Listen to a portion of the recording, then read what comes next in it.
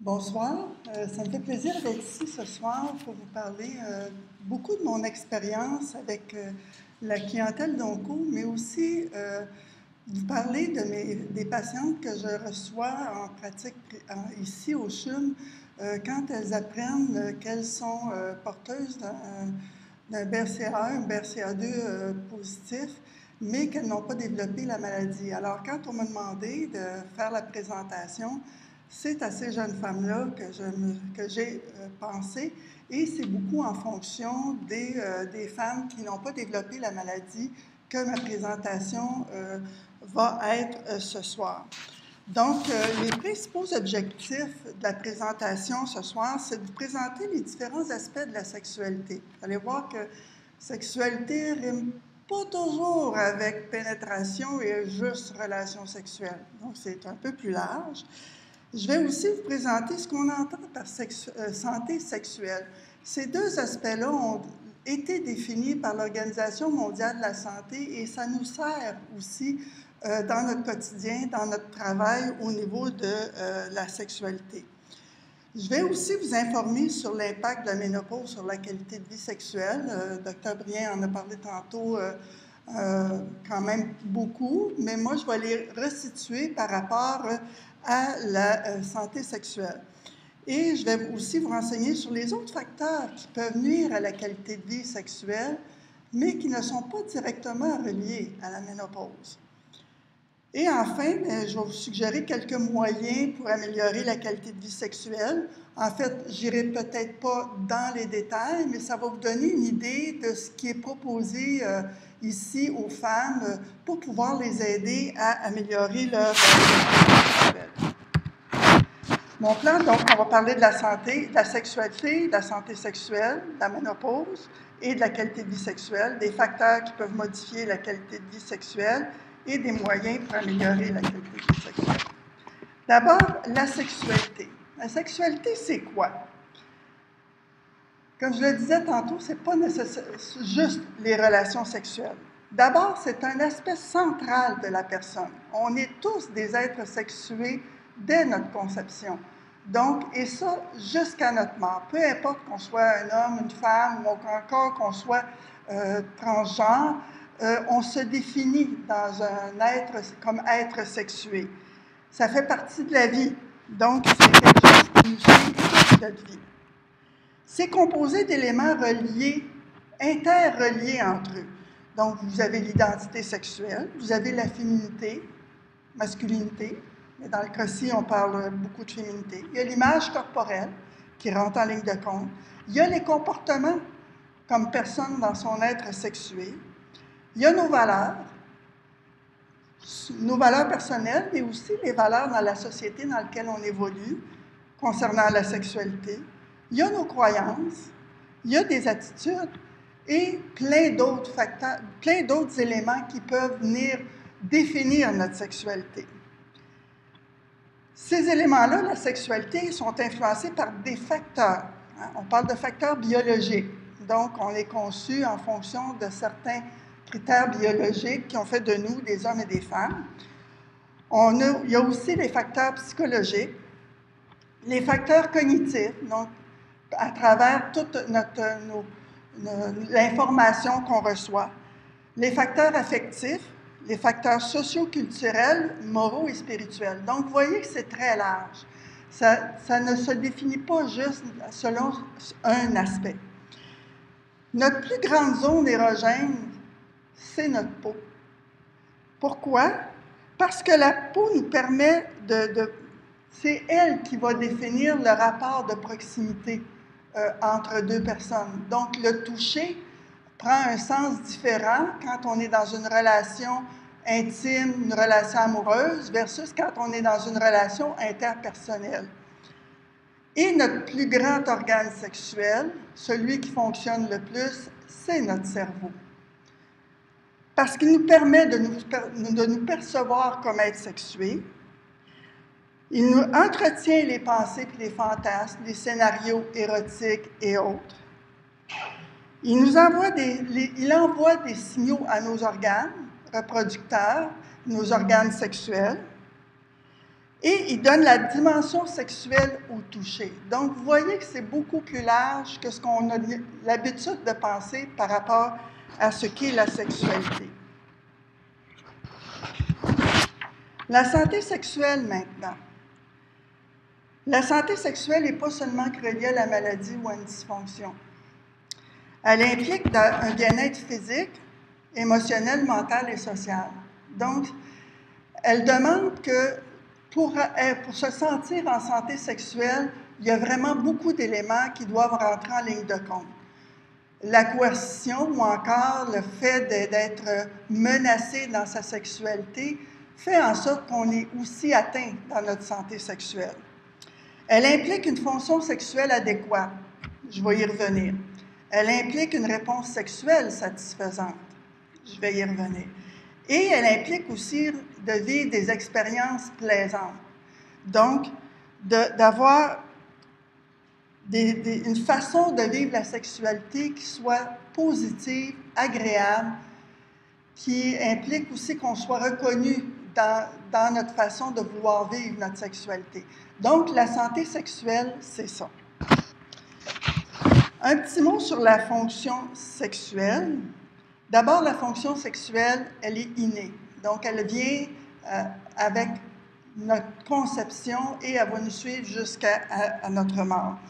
Elle est programmée dès la conception. Alors, à cause de notre caractère sexuel homme-femme, déjà là, à la conception, il y a une programmation qui est faite. Son but vise la reproduction de l'espèce humaine. C'est le premier but de la fonction sexuelle. Et la recherche du plaisir aussi. Il faut que ce soit agréable et plaisant pour vouloir avoir des relations sexuelles dans le but de se reproduire, si on prend de cet aspect-là. Donc, c'est un rôle naturel d'un organe ou d'un groupe d'organes spécifique à un même but, qui est la reproduction. Très de base, quand on le regarde de cette façon-là. Et ça peut être altéré par un problème organique, comme la ménopause, la maladie, la médication, des chirurgies, tout ce qui peut toucher les organes ou le groupe d'organes. Donc, moi, je dis toujours aux femmes qui me consultent, la fonction sexuelle, c'est la mécanique de votre sexualité. C'est l'aspect plus mécanique. La réponse sexuelle, maintenant, elle est malheureusement intimement liée à la fonction sexuelle. Elle est spécifique, organisée selon des phases. On parle de désir, d'excitation et d'orgasme quand on parle de la réponse sexuelle. Mais elle a le même but que la fonction sexuelle, c'est-à-dire la reproduction et le plaisir. La réponse sexuelle, ce sont des réactions identifiables, un stimulus ressenti ou perçu. Ça implique nos sens, les 5 sens. Ça peut être le toucher, ça peut être l'odorat, ça peut être la vue, ça peut être l'ouïe, donc la parole. Donc, c'est vraiment les 5 sens qui sont impliqués dans la réponse sexuelle. Et elle peut être altérée par un problème organique, mais aussi par des problèmes psychiques, psychologiques, ou des problèmes relationnels. Donc, le désir sexuel chez la femme est plus complexe que chez l'homme. Il y a des études plus récentes qui ont démontré que la femme, pouvait avoir du désir sexuel et non pas de la même façon que les hommes. Elle a besoin, pour pouvoir s'épanouir ou pour pouvoir être réceptive, d'avoir un environnement qui soit adéquat à pouvoir avoir du désir sexuel. Donc, c'est un environnement sécuritaire, c'est-à-dire qui ne comporte pas d'agressivité, qui a une belle complicité, qui a un sentiment amoureux pour beaucoup de femmes, qui n'a pas de conflit et qui n'a pas de source d'anxiété et autres situations qui pourraient l'amener à pouvoir faire en sorte qu'elle ait moins de désir. C'est Rosemary Basin, qui est une psychologue chercheur dans l'Ouest canadien, qui est arrivée à cette conclusion-là. Avant, la réponse sexuelle de la femme était beaucoup calquée sur celle de l'homme. Mais on se rend compte qu'au niveau du désir sexuel, les femmes sont différentes que les hommes. Donc, il n'y a pas juste la pulsion sexuelle chez la femme qui va faire en sorte qu'elle va avoir le goût d'être dans l'intimité. Il y a tout un environnement qui va faire en sorte que ça va favoriser l'intimité. La ménopause et la qualité de vie sexuelle. La ménopause comme facteur. Au niveau de la fonction sexuelle, notre docteur Briand tantôt en a parlé, il y a un arrêt de la production d'estrogène. Donc, déjà, la fonction organique de la fonction sexuelle, il y a une atteinte organique. Parmi les symptômes de ménopause, celle pour laquelle on consulte le plus, c'est souvent la sécheresse vaginale ou de l'atrophie de la muqueuse vaginale à cause de sécheresse vaginale à long terme. Et parfois, quand il y a dyspareunie, on peut suspecter aussi une contraction réflexe musculaire du plancher pelvien. Ici, au CHUM, je travaille beaucoup en collaboration avec les physiothérapeutes en rééducation périnéale. Et quand on voit qu'on n'arrive pas à pouvoir aider la femme à pouvoir récupérer au niveau des relations sexuelles ou avec un accommodateur vaginal, la capacité d'avoir une relation complète, qu'on sent qu'il y a une tension musculaire, on va référer en rééducation périnéale pour pouvoir les aider à s'outiller, permettre de récupérer une souplesse au niveau de l'entrée vaginale. Au niveau de la réponse sexuelle, quand on parle de réponse sexuelle, c'est désir, excitation, orgasme. Le désir sexuel dans une situation de ménopause, c'est variable selon les femmes. Il y a des femmes qui n'ont pas de problème de désir sexuel malgré la ménopause. Il y en a d'autres qui en ont un peu, il y en a d'autres qui en ont beaucoup. Donc, c'est très variable. Généralement, ce n'est pas tant le désir qui fait que les femmes consultent, c'est plus à cause de l'inconfort et de la douleur au moment des activités sexuelles. L'excitation, c'est une modification de la lubrification vaginale. Alors, c'est une baisse de la lubrification qui mène vers la sécheresse vaginale. Et au niveau de l'orgasme, il y a des femmes qui vont s'apercevoir avec le temps que leurs orgasmes vont changer. C'est-à-dire qu'ils vont être un peu plus lents avant de se faire sentir. Ils vont avoir plus de difficulté à être excités avec les touchés au niveau du clitoris parce que le clitoris a tendance à s'enfouir un peu plus à l'intérieur. Mais ça ne les empêche pas quand même d'avoir des activités agréables et plaisantes. Souvent, on va augmenter la qualité des scénarios érotiques, des fantasmes pour leur permettre de se laisser aller à pouvoir quand même avoir des orgasmes. Moi, des fois, je dis, c'est pas la longueur de temps que ça va prendre pour l'orgasme. Ça peut être aussi le résultat qui va être intéressant. Et est-ce que le résultat doit être exactement comme ce qu'il était avant ou s'il peut être légèrement modifié, mais quand même satisfaisant. Les autres facteurs qui peuvent modifier la qualité de vie sexuelle, là, il y en a plusieurs. Donc, souvent, quand la ménopause, on arrive à gérer les symptômes d'inconfort, de sécheresse vaginale ou ces éléments-là qui peuvent être soit par médication ou par crème hydratante ou ces choses-là, on va voir un peu plus profondément. Il y a beaucoup de facteurs qui peuvent influencer les difficultés sexuelles à la ménopause. Bon, je reviens sur la douleur aux relations sexuelles. C'est clair, c'est généralement le premier facteur qui amène en consultation en sexologie. Les femmes ne comprennent pas comment ça se fait qu'elles ont de la douleur, même si elles sont actives sexuellement. Et souvent, de moins en moins maintenant, parce que ici au CHUM, je fais souvent de l'intervention auprès des professionnels, on va rajouter un hydratant vaginal pour les femmes pour leur permettre de récupérer, de maintenir l'hydratation naturelle du vagin et on va aussi leur suggérer un lubrifiant vaginal. Mais quand on a eu de la douleur, les relations sexuelles subséquentes, on va anticiper la douleur. Donc souvent, ça c'est difficile à partir. Alors l'anticipation de la douleur est un autre facteur qui peut venir jouer sur la perte au niveau de la santé sexuelle. Il y a aussi la performance et l'obligation. La performance, c'est il faut que je sois capable, il faut que je sois bonne, il ne faut pas que je déçoive mon partenaire. Il y a plein d'éléments. Chaque femme est différente, mais pour beaucoup de femmes, la performance fait partie de la qualité de la vie sexuelle. on est dans une époque de performance, on est dans une époque de consommation aussi. Alors, on n'est pas différente comme femme à l'extérieur de la chambre à coucher qu'on l'est au niveau de la chambre à coucher. Fait que souvent, ces éléments-là de performance sont présents. L'obligation.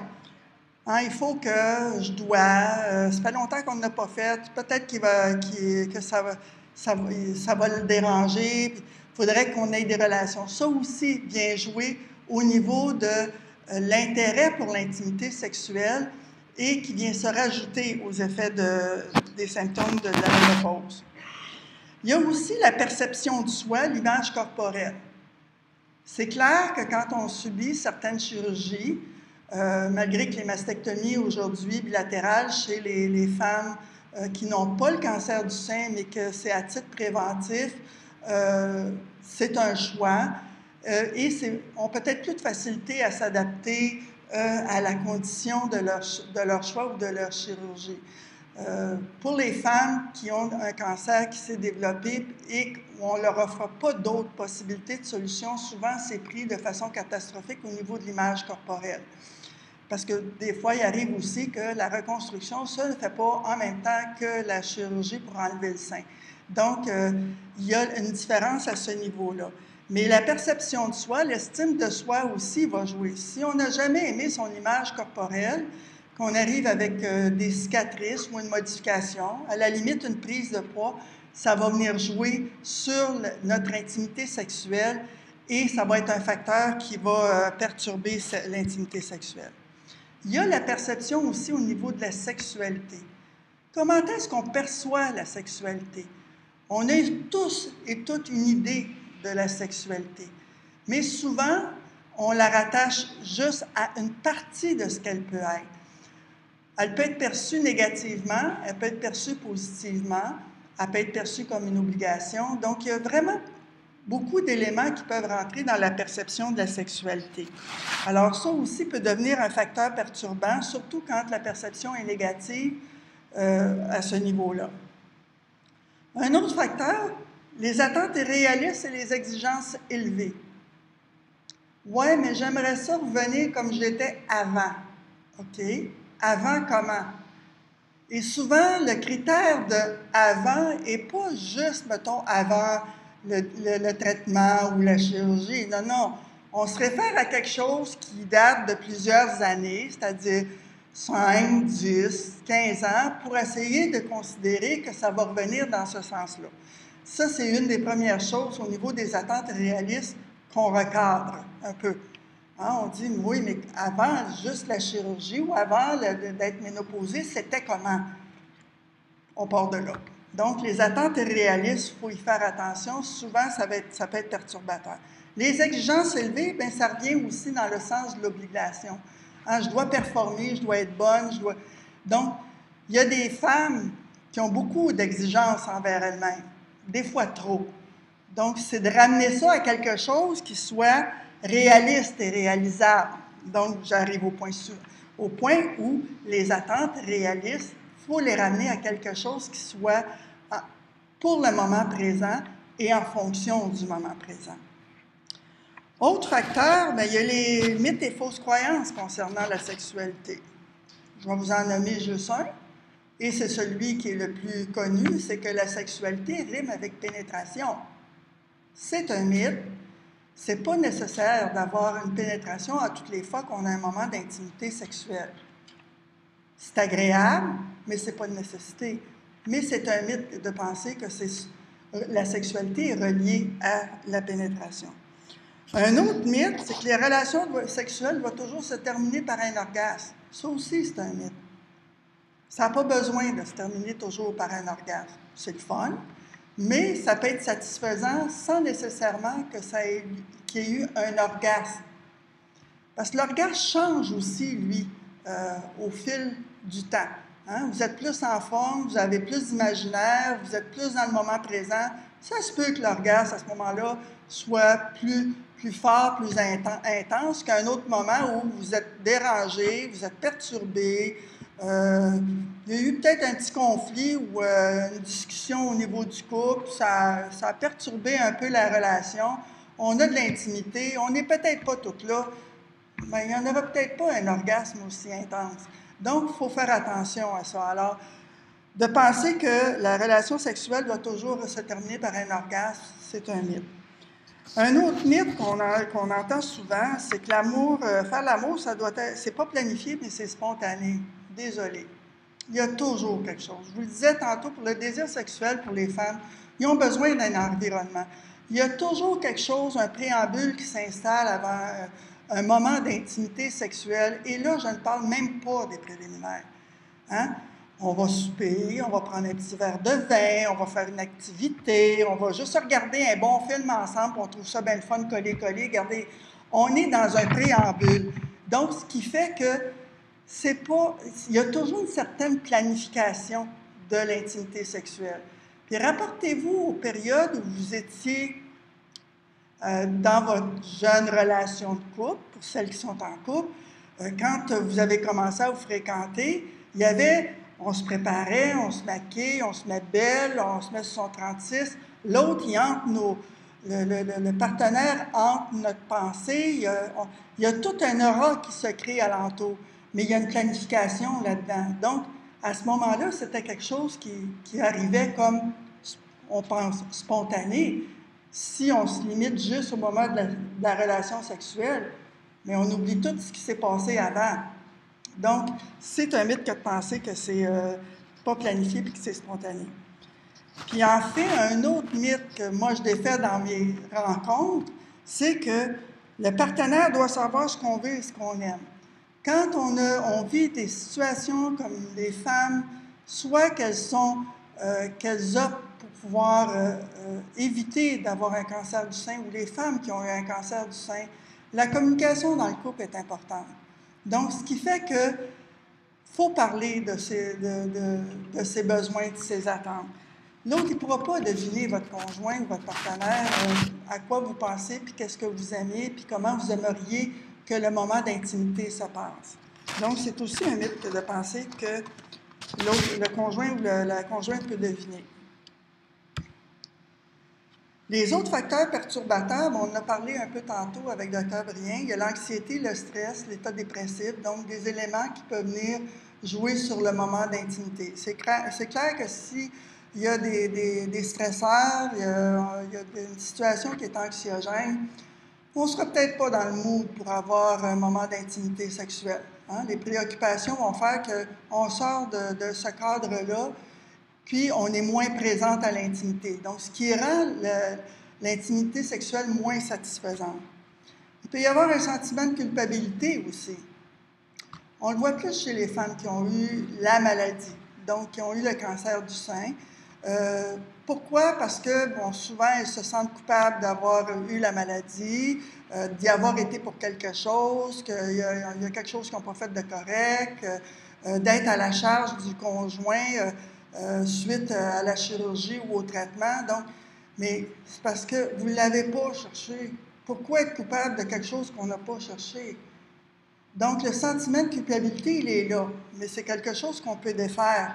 Hein? On ne court pas après un cancer ou après un BRCA1, un BRCA2 positif. Là. Je ne pense pas qu'il y a personne qui court après ça. Donc, on n'a pas à se sentir coupable de cette situation-là.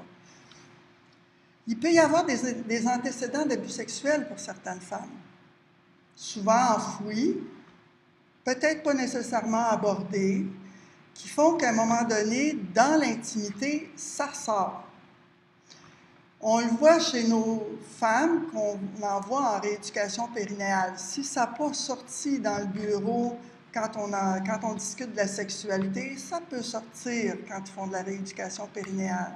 Pourquoi? À cause du type d'examen, puis un peu à cause de... C'est un peu invasif aussi. Donc, ce qui fait qu'il y a beaucoup de femmes qui ont été abusées. Bon, il y a des séquelles qui restent, même si elles ne se rappellent pas nécessairement de tous les événements. Le fait de savoir qu'elles n'ont jamais travaillé cet aspect-là, bien, ça va se déteindre dans leur sexualité. Il peut y avoir pour certaines femmes le deuil de la maternité ou de la fertilité qui ne serait pas résolu. Hein? Ils ont accepté une chirurgie qui les rend en ménopause, donc où est-ce qu'elles ne pourront plus avoir d'enfants.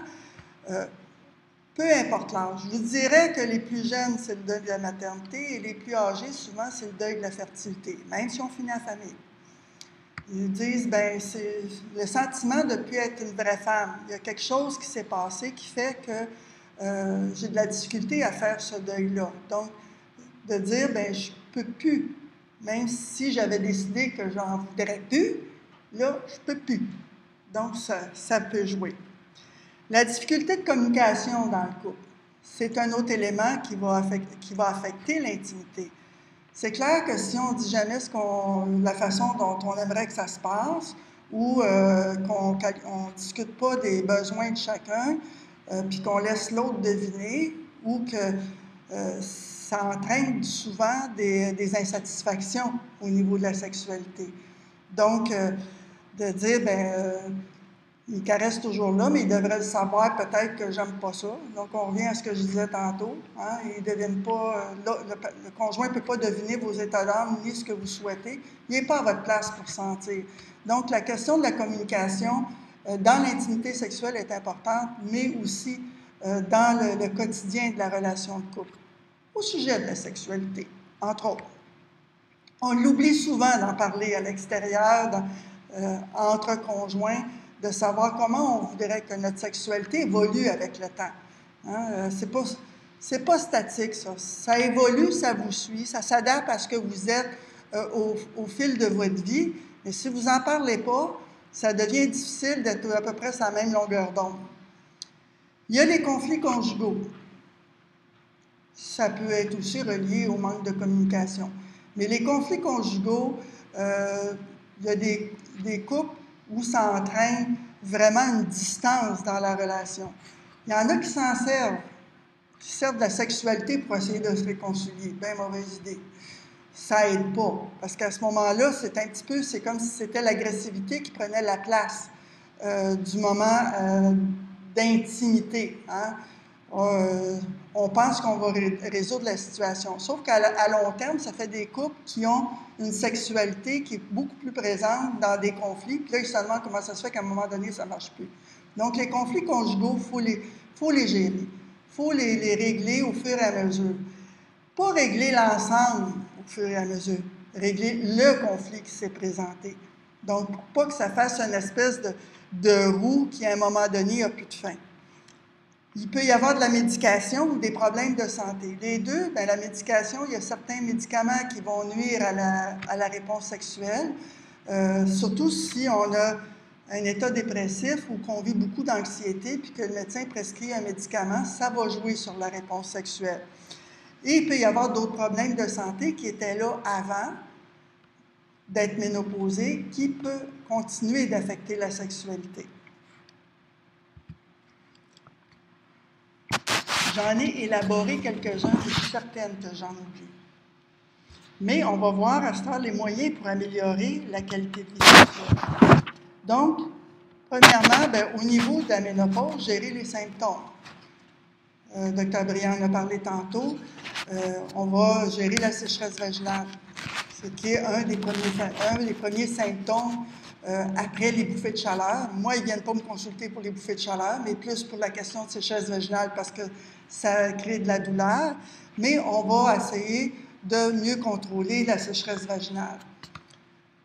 Les bouffées de chaleur, il y a eu tantôt de bons exemples comment les gérer dans l'alimentation et à d'autres niveaux aussi. Il peut y avoir au niveau de l'humeur aussi qu'on ait besoin de pouvoir réguler l'humeur si elle est un petit peu trop en dents de scie, l'irritabilité et l'inconfort lors des activités sexuelles. Donc, la ménopause n'est pas une fin en soi de la vie sexuelle. Il y a beaucoup d'éléments qui rentrent en ligne de compte.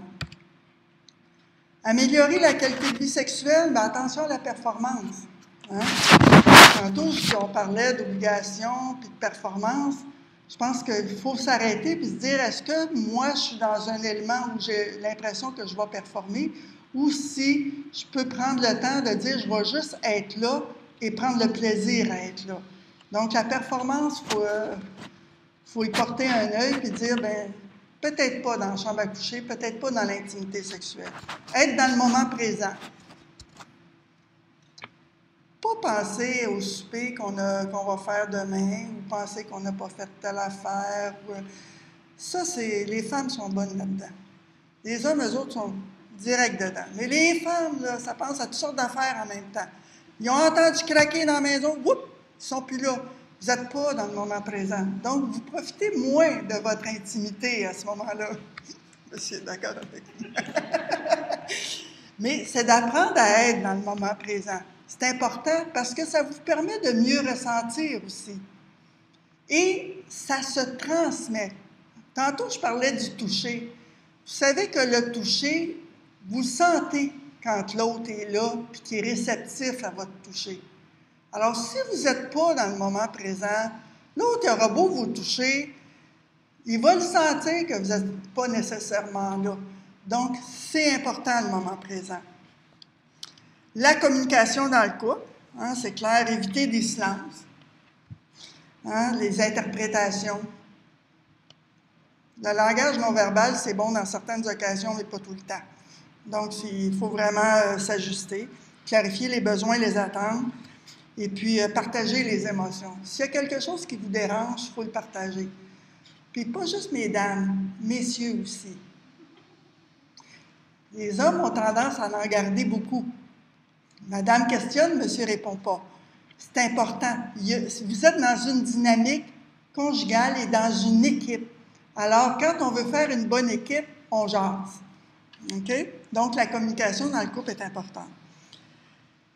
Une intimité sexuelle, de la voir surtout comme un privilège qu'on se donne entre deux personnes qui ont un intérêt commun l'une pour l'autre et un cadeau partagé.